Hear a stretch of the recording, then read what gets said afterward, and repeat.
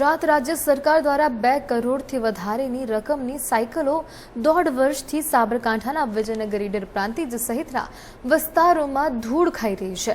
વાત કરીએ જે વિતરણના અભાવ છે તેના કારણે એક તરફ વિદ્યાર્થીઓને પારાવાર મુશ્કેલી ભોગવવી પડી રહી છે તો બીજી તરફ 2 કરોડથી વધારેની રકમની ખરીદેલી જે સાયકલો છે તે આજે પણ દિન પ્રતિદિન ભંગાર બની રહી છે અને ત્યારે ડિજિટલ ભારત થકી છેવાડાના વ્યક્તિને સુવિધા આપવાના નામે સામાન્ય વિતરણની વ્યવસ્થા પણ નથી કરી શકનાર આજે તંત્ર છે તેના સામે અનેક પ્રશ્નો ઊભા થઈ રહ્યા છે।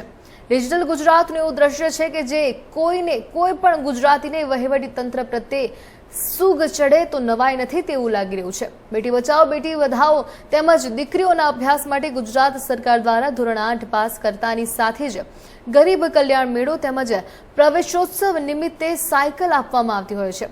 સાયકલ આપવાના પગલે ખાસ કરીને વિદ્યાર્થીઓનો ડ્રોપ આઉટ રેશિયો છે તે ઘટે તેમજ માધ્યમિક શિક્ષણ સંપૂર્ણપણે લઈ શકે તે માટે ગુજરાત સરકાર દ્વારા વ્યવસ્થા કરાઈ છે। સાથોસાથ ઘરથી નજીકની સ્કૂલમાં જવા માટે સરળતા પડે તે માટે સાયકલ અપાતી હોય છે। જો કે 2023-24 માટે ખાસ સાબરકાંઠા જિલ્લામાં અંદાજિત 5000થી વધારે સાયકલો આજે પણ ખુલ્લામાં જાણે ઢોર ઢાંકી રહી હોય તેવું લાગી રહ્યું છે। એક તરફ 50 ઇંચથી વધારે વરસાદ ખુલ્લામાં પડી રહેલી જે આ વરસાદના કારણે જે સાયકલો છે તેમના ઉપરાંત ખાબકતા તેમાં તમામ સાયકલો ભંગાર બની ચૂક્યો હોય તેવું લાગી રહ્યું છે। જો કે આ મામલે કેટલાય વિદ્યાર્થીઓ દ્વારા તાલુકાથી જિલ્લા કક્ષા સુધીની રજૂઆત કરાઈ હોવા છતાં આજે પણ આ મામલાની કોઈ કામગીરી શરૂ થઈ શકી નથી।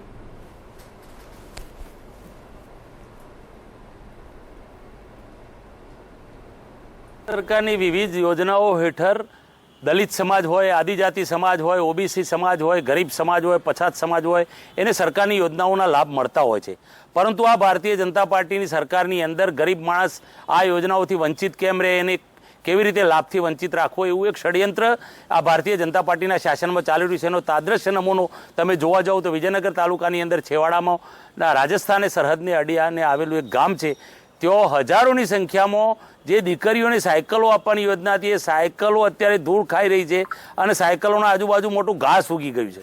બીજું મને જાણવા મળ્યું કે અહીંયા અમારા ઈડર તાલુકાના ગોધમજીની અંદર પણ આવી સાયકલો ધૂળ ખાઈ રહી છે। આવી આખા ગુજરાતની અંદર હજારોની સંખ્યામાં લાખોની સંખ્યામાં સાયકલો ધૂળ ખાઈ રહી છે।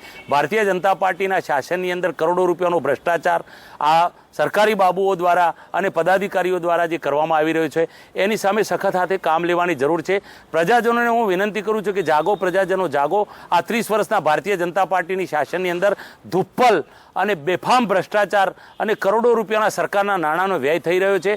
તમને જાણીને નવાઈ લાગશે કે 2022-23ના આપવાની સાયકલ 22માં ખરીદી હશે, આજે 23 ને 24 થઈ ગઈ। હજારો સાયકલો આખા ગુજરાતની અંદર આવી ધૂળ ખાઈ રહી છે, કાટ ખાઈ ગઈ। હવે તો એ સાયકલો કદાચ ભંગારમાં પણ મોકલી દો તો પણ કશું થાય નહીં।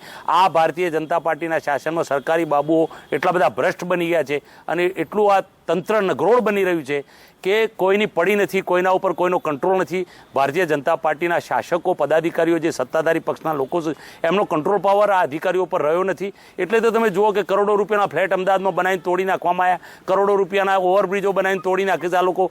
આવા કરોડો રૂપિયાનો ભ્રષ્ટાચાર થયો છે છતાંય ગુજરાતની પ્રજાના પેટનું પાણી હલતું નથી। એટલે હું તો પ્રજાજનોને વિનંતી કરું છું કે જાગો પ્રજાજનો જાગો।